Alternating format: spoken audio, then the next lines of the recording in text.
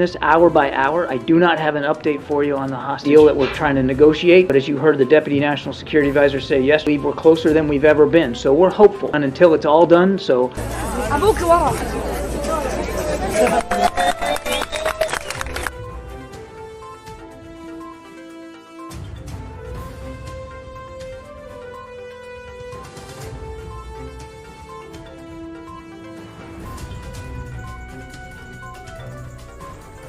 नाज़रीन, बिल आखिर फ़लस्तीन को चैन और सुकून का लम्हा मुयस्सर आ ही गया। खुशी सिर्फ इस बात की नहीं कि फ़लस्तीन में किसी हद तक राहत के लम्हात महसूस किए जा रहे हैं। खुद इसराइल गजा में आर्जी जंग बंदी के लिए रजामंद हो गया। पहले मरहले में 50 से 70 तक फ़लस्तीनी कैदियों को रिहा करने का फैसला भी किया गया। कैदियों में बच्चे और ख़वातीन शामिल होंगे, जबकि इनकी रिहाई आइंदा 24 घंटों में मुतवक्का है। इसराइली हुक्काम ने डील से मुताल्लिक मुज़ाकरात की तस्दीक कर दी है, जबकि हमास का मुज़ाकरात से मुताल्लिक कोई रद्द अमल सामने नहीं आया। लेकिन अब तक आलमी मीडिया समेत मुकामी मीडिया के मुताबिक सब कुछ तय हो गया है और जंग रोक दी गई है। यहाँ ये बात काबिल गौर है कि मुज़ाकरात की पेशकश खुद इसराइल और अमेरिका ने की थी, जबकि हाँ और ना का इंतजार हमास का किया जा रहा था। वैसे तो जंग कोई नहीं जीता, लेकिन हालिया जंग को देखते हुए लग रहा है कि इसराइल ने घुटने टेक दिए हैं, लेकिन फिल वक्त हालात साजगार हो रहे हैं। सबसे पहले आपको बताते चले, गुज़िश्ता रोज यमन के हौसियों ने जनूबी बहरे अहमर में एक बैनुल अक़वामी माल बरदार बहरी जहाज को कब्जे में लिया था। मीडिया में मशहूर हुआ था ये जहाज इसराइल का था, लेकिन अब नया इंकशाफ हुआ ये जहाज तो इसराइल का था, लेकिन वो भारत जा रहा था। हौसियों के इस इक़दाम पर इसराइल ने इसे ईरानी दहशतगर्दी की कार्रवाई और आलमी सतह पर एक इंतहाई संगीन वाक़या करार दे दिया है। इसराइली वज़ीर आज़म नेतन्याहू के दफ्तर ने बताया, बरतानवी मिल्कियती और जापानी कार्गो जहाज को हौसियों ने कब्जे में ले लिया, लेकिन जहाज पर कोई इसराइली नहीं था।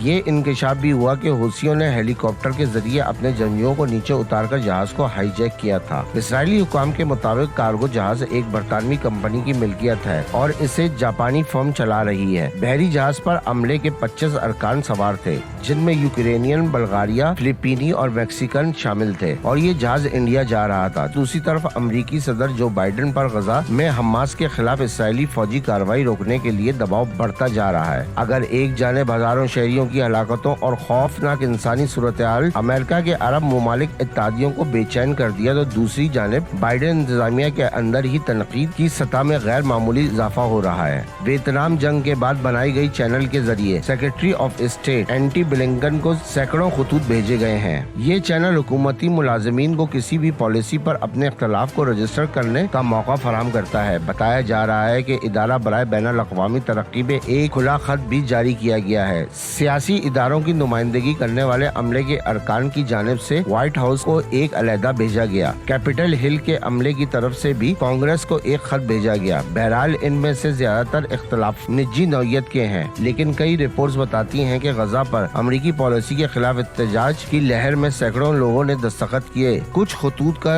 लहजा सख्त है और ये नौजवानों सियासी कारकुनों की जज्बात की बाज़गश करते हैं और बिला वास्ता तौर पर इसराइल के नाक़िदीन और फ़लस्तीन के हमदर्दों के दरमियान रवैयों में नस्ली फ़र्क को जाहिर करते हैं, क्योंकि हमास के हमले के फौरन बाद सदर बाइडेन ने जज्बाती तकरीर में इसराइल की गैर मुतज़लज़ल हिमायत की थी। गजा में होने वाली तबाही और अरब दुनिया में गम और गुस्से की लहर के बाइस बाइडेन इंतजामिया की शहरियों के तहफ़्फ़ुज़ के हवाले से बयानबाजी मजीद सख्त हो गई है। अब आपको एक और जहाज की दास्तान भी बता दें, जो पुरस्कार तौर पर गायब हो गया है। मीडिया रिपोर्ट्स के मुताबिक तूफान की जद में आकर बहरे अस्वद में तुर्किया का कार्गो बहरी जहाज अमले समेत लापता हो गया। तुर्क कार्गो जहाज से बहरे अस्वद में आने वाले तूफान में फंसने के बाद राब्ता मुनक़ता हो गया था, जिसके बाद से बहरी जहाज अमले समेत गर्क होने की तलाश सामने आ रही है। हुक्काम के मुताबिक जहाज के कप्तान ने इतवार की सुबह इत्तला दी थी कि जहाज तुर्किया के शुमाली मगरबी सूबे के पानियों से गुजर रहा था। तेज हवाओं के बाइस हेलीकॉप्टरों के जरिए भी तलाश का काम शुरू करना मुमकिन नहीं, जबकि इलाके में समुद्री तूफान के बाइस लापता जहाज की तलाश के लिए रेस्क्यू कश्तियों को रवाना करने में मुश्किलात दरपेश हैं। इसी तरह दूसरी तरफ मालदीव के नौ मुंतखब सदर मोहम्मद मोज़ीरून ने अपने साबका ऐलान में दोबारा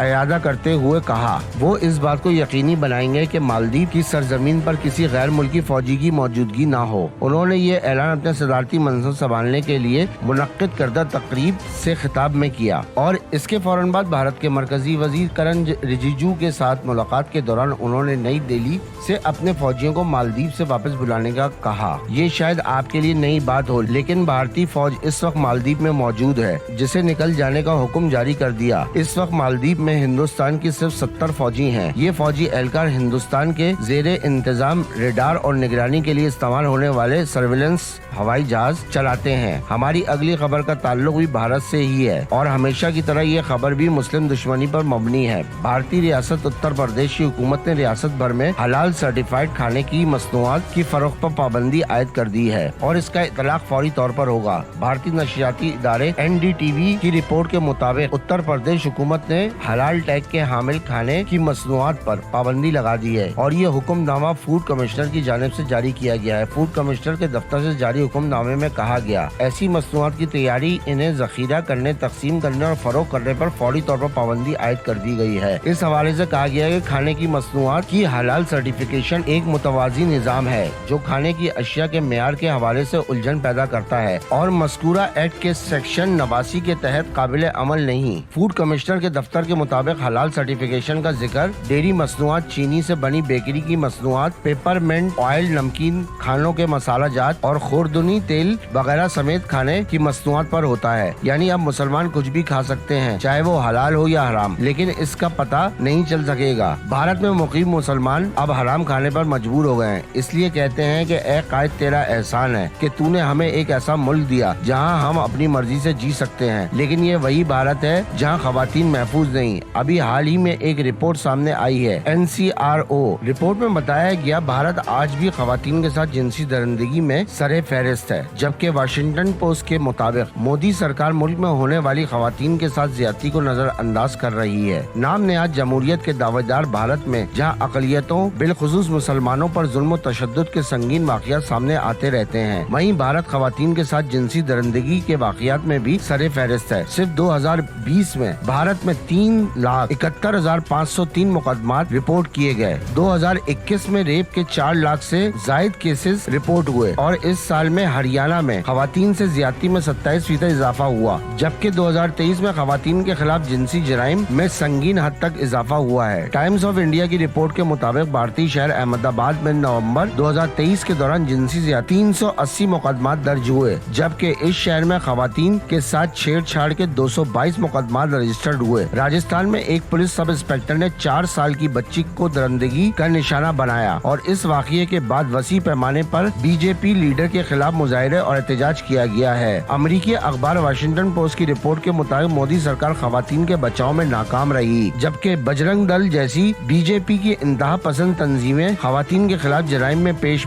ہیں۔ سوال تو یہ ہے کہ حلال خوراک پر پابندی لگانے والے کب تک خیر منائیں گے؟ آخر کب تک دنیا مودی سرکار کے دوگلے پن سے بیوقوف بنتی رہے گی؟ یہ عالمی برادری کے لیے سوالیہ نشان ہے۔ دوسری طرف آپ خود سوچیں کہ بھارت حلال خوراک پر تو پابندی لگا رہا ہے، لیکن اس کے ساتھ ساتھ بھارت معیشیات کے عالمی سطح پر پھیلاؤ کا مرکز بھی بن گیا۔ INCB کی ہی سالانہ رپورٹ کے مطابق بھارت ڈارک نیٹ پر منشیات کی پیداوار اور تجارت کے حوالے سے دنیا میں سر فہرست ہے۔ بھارت افغانستان کے راستے سستے داموں منشیات خریدتا ہے، جس کی مالیت $650 بلین سے زیادہ ہے۔ ذرائع کا کہنا ہے کہ بھارت کی فارماسیوٹیکل صنعت نے ملک کے اندر منشیات کو بڑے پیمانے پر فروغ دیا اور اب ڈرون کے استعمال سے پاکستان میں منشیات فروشی پھیلا رہا ہے۔ بین الاقوامی سطح پر منشیات کی تجارت میں بھارت کی خفیہ مداخلت کو گولڈن ڈرگ سلیکٹ روٹ کہا جاتا ہے۔ INCB کی سالانہ رپورٹ کے مطابق بھارت ڈارک نیٹ پر منشیات کی پیداوار اور تجارت کے حوالے سے دنیا میں سر فہرست ہے۔ ناظرین، بھارت میں آئے روز ایسے واقعات ہوتے رہتے ہیں کہ دنیا کی ہنسی نکل جاتی ہے۔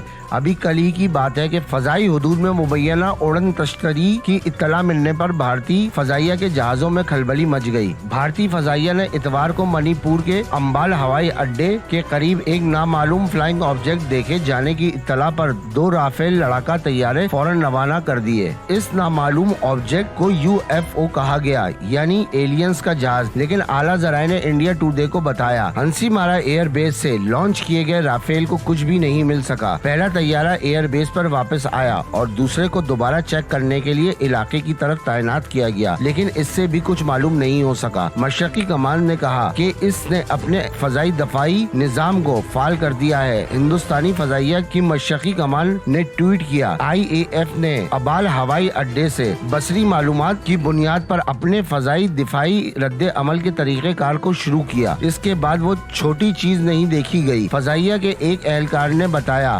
UFO کو شام کو 4 بجے تک ہوائی اڈے کے مغرب کی طرف سے کھلی آنکھ سے دکھائی دے رہا تھا۔ اس دوران منی پور کے امبال بھیر ٹکندر جیت بین الاقوامی ہوائی اڈے پروازوں کی کارروائی کئی گھنٹوں تک روک دی گئی۔ یہ تو ان کی فضائیہ کا حال ہے، اور صرف یہی نہیں بلکہ بھارتی فضائیہ کا تیجس طیارہ بھی دبئی ایئر شو میں ناکام رہا۔ میڈیا رپورٹس کے مطابق متحدہ عرب امارات میں ایئر شو ہوا۔ اس ایئر شو میں بھارتی فضائیہ نے بھی حصہ لیا، تاہم بھارت کا طیارہ ایئر شو میں بھی ناکام ہو گیا۔ فضائی کرتب دکھانا تو دور، تیجس طیارہ رن وے پر بھی نہ آ سکا۔ رپورٹس میں بتایا گیا کہ بھارت کا یہ طیارہ پورے ایئر شو میں زمین پر ہی کھڑا رہ گیا۔ طیارے کے آن بورڈ تکنیکی مسائل سامنے آئے ہیں۔ دوسری جانب پاکستان کے JF-17 تھنڈر کی شو میں شاندار پرفارمنس ہی جس نے پورے شو میں اپنی دھاک بٹھا دی، اور یہ پاکستان کے JF-17 تھنڈر بلاک 3 کا انٹرنیشنل ڈیبیو تھا۔ ناظرین، ہمارا سوال فقط یہ ہے کہ بھارت صرف اقلیتوں کے خلاف کارروائی کیوں کر رہا ہے؟ ٹھیک ہے، آپ کا ملک ترقی کر رہا ہے، لیکن اس کا ہرگز یہ مطلب نہیں کہ آپ ہندوؤں کے علاوہ باقی سب کو نظر انداز کرتے چلے جائیں۔ یہ بھارتی اس قدر جذباتی ہیں۔ بھارت کے آسٹریلیا کے ہاتھوں ورلڈ کپ کے فائنل میں شکست پر 23 سالہ نوجوان نے خودکشی کر لی۔ اہل خانہ کے مطابق نوجوان فائنل میں بھارت کی ہار پر پریشان تھا۔ بھارت سے صرف اتنی سی درخواست ہے، اپنی ظاہری ترقی کے ساتھ ساتھ اخلاقی اقتدار پر بھی توجہ دیں، ورنہ پھر اسی طرح کے واقعات سامنے آئیں گے اور لوگ اسی طرح جیتنے والی ٹیموں کو ریپ کے تھریٹس دیتے رہیں گے۔